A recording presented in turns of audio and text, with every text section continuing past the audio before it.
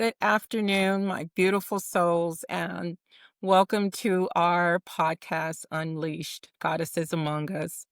Today, I want to talk about something important in the personal development and mental health space.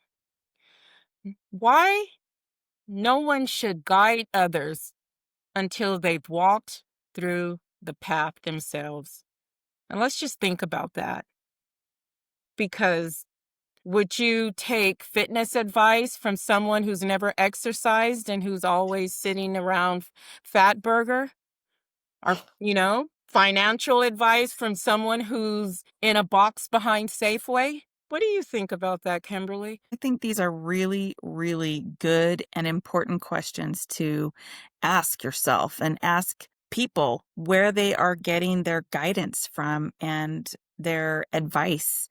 Because you could be talking with somebody who's never either experienced what you've experienced or they just, you know, decided to get certified out of a Cracker Jack box, and now they're out there to help the world, and they haven't a clue. Exactly, exactly. And just kind of touching on that a little more, because I know you've had some personal experience with, you know, becoming a coach, going through courses, and can you kind of give me a little bit and our viewers a little background on your personal experience? Yeah. So, I've been a victim of domestic violence on and off because I kept choosing the good ones, and, sarcasm, and, I had decided that I wanted to kinda dive deeper into how to see red flags and help people, and for myself, because there's always healing as Yes. you know, get help and get certified and do things like that, and so I was in a classroom and there was probably, I don't know, 30 to 35 people maybe, and they were taking this domestic violence course to be able to help people. As we're I mean, it gets pretty graphic and Yeah. nasty on the conversations and the content of what's taught in those classes, so you're aware, and it does trigger a lot of people that have gone through domestic violence, which I would say about half the class had been, maybe a little bit more, had experienced some type of domestic violence, and we were going through some pretty heavy content, and somebody who had never gone through domestic violence had asked a question, and I was so blown away by this question because had you had ever gone through any type of violence, domestic violence, you would never ask that question to a victim ever. Right. And it just completely floored me that somebody would think that that's a question that would need to be asked. And it showed me that, you know, although I can appreciate the people being there to learn, which is why they were all there or why we were all there, Right. they're there to learn. And I totally respect that and appreciate it. But it just showed me the level and degree of what they don't know Mhm. since they had never been in that situation. And that's one of the things that I've always talked about going on this platform is that it's because of those things that we've gone through. And what helped me heal through it was knowing that how can I use my experience to turn around and help somebody else? How can I lift somebody else up out of their situation, and Right. even just to be there as an advocate or a guide or, "Hey, I've been there, I've done that. Here's what I did. This is what helped me," and just give people options. So going through that class and having that person ask this particular question just completely blew my mind, and I had that realization that, you know what? Yeah. They they can't help the Right. way they think they're gonna be able to help because they've never actually experienced it. And that's the key right there. And by the way, thank you for sharing that.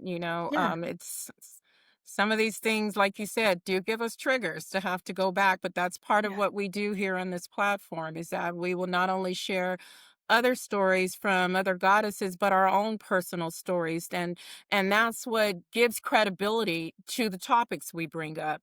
Mhm, And in this particular, topic, the thing is that clients, customers, even just, family, friends, anyone that you're talking to in that type of position of authority as a coach, a counselor, a therapist, a psychiatrist, they know when it's not authentic. They mhm, know when you have not walked that path. And it's unfortunate, and it's not a knock against those who went to school, studied, got their master's, got their doctorate, and whatever the certifications that were required to do this. But let's be clear, we all know what happened during COVID.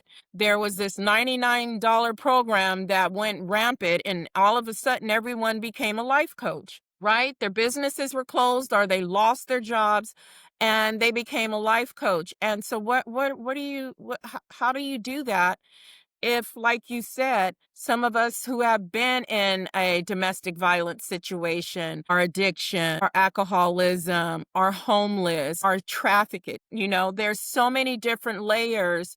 I went through a very ugly divorce, and if you're sitting across from me when I go to therapy and I'm looking for someone to support me, my children, to make sure because you always want to heal from whatever the trauma is, and that's a trauma as well.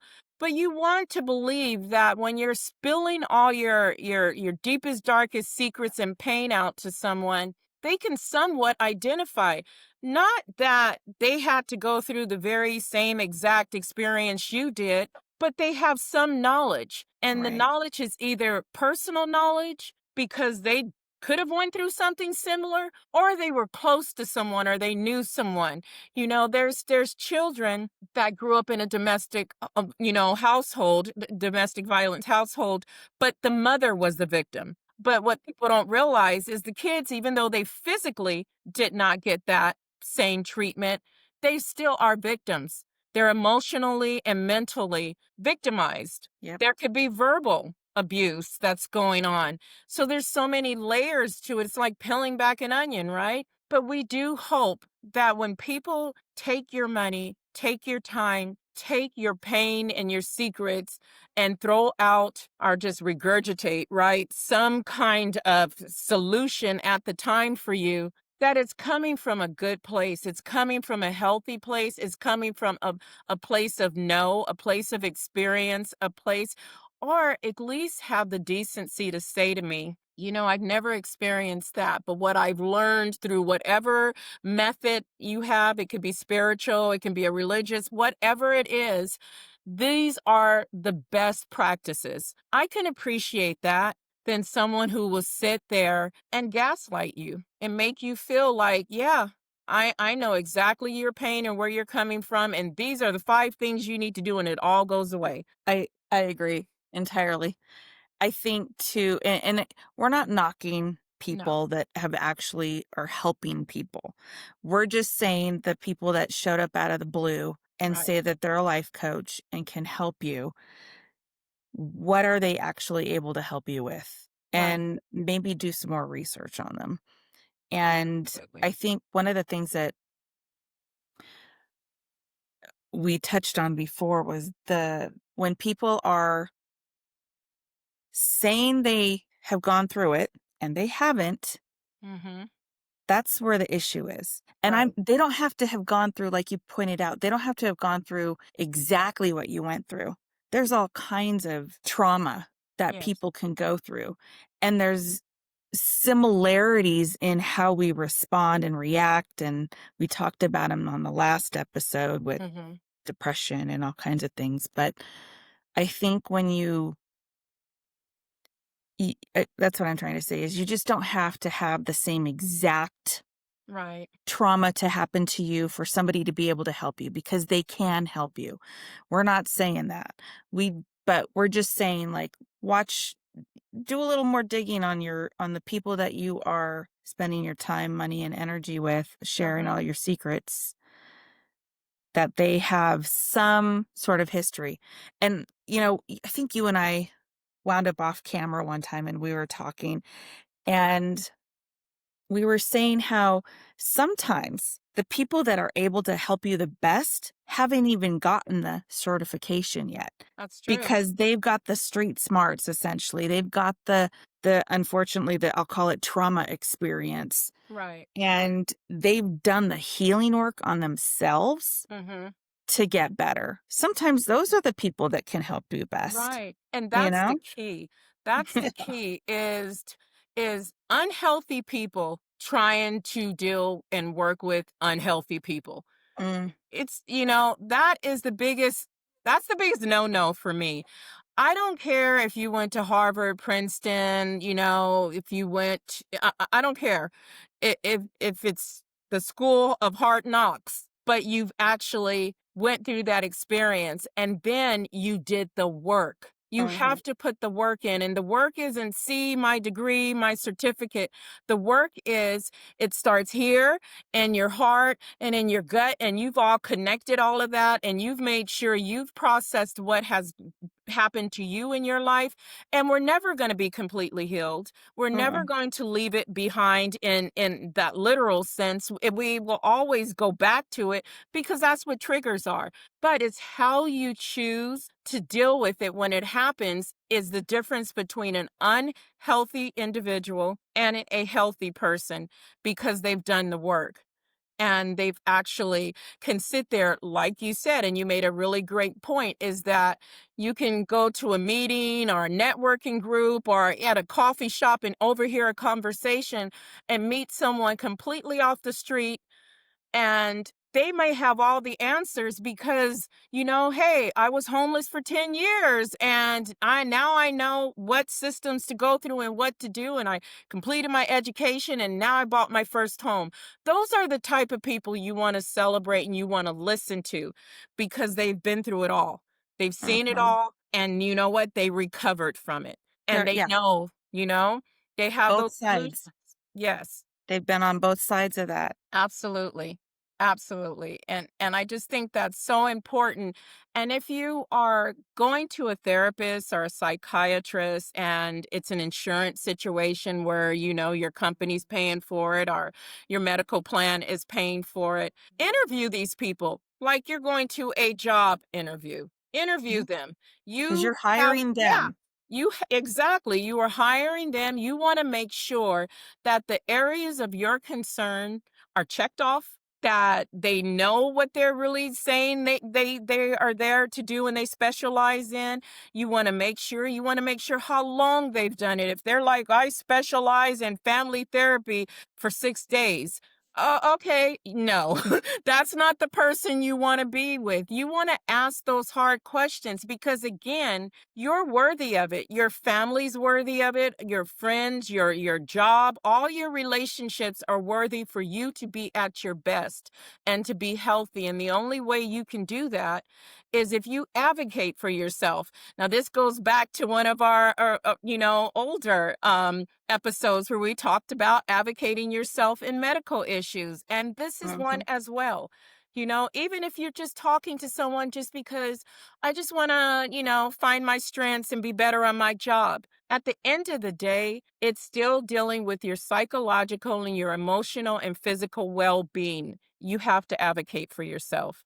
If you're paying someone, not paying someone, time is money. If you're spending time and energy divulging all your deepest, darkest secrets, you want to make sure one, that's a trustworthy individual. They're certified to sit there and hear you and listen to you, and that they somewhat can identify, because how do you help someone if you don't have any knowledge of what it is they're telling you? So those things are important. Be your best advocate, and for you, your family, and for everything. It's the best advice I can get. mhm. Yeah. I'll say this, I remember when I think I turned 40, and I was in a horrible marriage again, and I was really I had started going through a yoga certification program so I could teach yoga, and I was outside, and it was kind of like late morning, but it was just fresh and beautiful outside, and the sun was shining, and really got into this practice of just being in gratitude. And I had done yoga for about an hour just because I could lose myself in it, Mhm. and I sat down, and I just started being grateful, and I was just like, "I'm so grateful for the sunshine on my face. And Lord, I'm so grateful for the birds that I can hear," Yeah. and just literally being super grateful for all of these things. And all of a sudden, and I usually only share this story when we're at our retreats, but I think it's kind of important Yes. for this particular episode. So I sat there and I all of a sudden said, and I'm so grateful for all the trauma I have ever been through. And I basically shot back out of my, because I was sitting down, and I basically shot down and went, what? And Yeah. Yeah. screamed that out loud, Yeah. right? And just started bawling. I was just crying. And I was like, "Why in the hell would I say that? Why am I No. sitting here saying thank you for all the trauma I've gone through Mhm. and what I'm dealing with today?" I was absolutely horrified that I had said that. Yeah. And as I sat there crying, that's when I had the realization that, "Oh my God, I've gone through all of that so I can help others." Right. And, oh, it makes me emotional still. I know. Um, I'm all but here I was fighting like, back. You know? but it was so powerful for me to have that realization, because for there was a solid 20 years of my life, I was bitter, I was angry, I was pissed off, not with my children, they were my gr Right. grace in life, if you will, but I was so angry that I felt like my life had been wasted and Mm. that I had missed out on so many things because I was dealing with such crap in my Right. life. Right. And for me to finally have that realization, it was such a weight that came off of me, and I felt lighter. It definitely healed me Mhm. a lot Yeah. because of having that realization. And I'll tell you, it was at that point that I really started to focus on this platform and how I could help people. Yeah. And I was like, we are all goddesses. And that's kind of where this came from. So, Right. we got to Right. help each other out and lock arms with our sister goddesses and help each other. Cause man, it took a lot for me to get to that point of being so Mhm. angry, no matter what I was doing. I mean, in yoga, as a yoga practice, I was, Right. calm and releasing and all the things that I had been doing for years. But it took that moment Yeah. for me to be in that space to let that go. And it was powerful. It is powerful, and I'm so glad you have that. And some people have it and don't even recognize it. Don't even recognize that's their awakening, right? Mhm. And Yep. when it comes, and if you embrace it and you realize that that is what your purpose is, and that's when you realize this is your purpose, going out, helping others. And that's the type of person, to you viewers, that I would rather go to Kimberly, obviously, because I'm here, than, paying my money to the top psychiatrist from UCLA, right? Because at the end of the day, and not knocking again, book smarts are nothing, because Lord knows I'm a geek, and so I'm not knocking that. But again, when a person has had those experiences and then they remember the aha moment in their life when it was the turning point, that's who's going to help me identify those things in myself, and that's the kind of person that you want to sit there and grow with, because what we do here with sharing the stories and speaking and interviewing, the goddesses and potential goddesses, is that we are doing this to help you find that aha moment, Yeah. that awakening, that moment when you finally go, all these things has happened to me.